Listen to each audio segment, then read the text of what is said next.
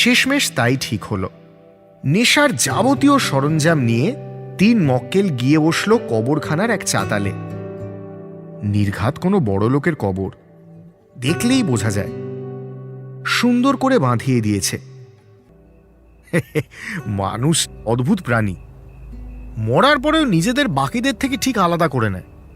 এই দেখ, এটা কার কবর জানি না, কিন্তু তার যে ট্যাঁকের জোর ছিল দেখলেই বুঝতে পারবি।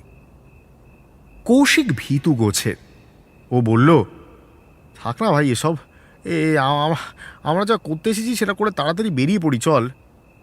পিন্টু এবার রেগে গেল। কৌশিককে এক ধাক্কা দিয়ে বলল, ন্যাকার মতো করিস না তো, তোর চাপটা কি? ভূতে এসে কি তোর থেকে কাউন্টার চাইবে নাকি?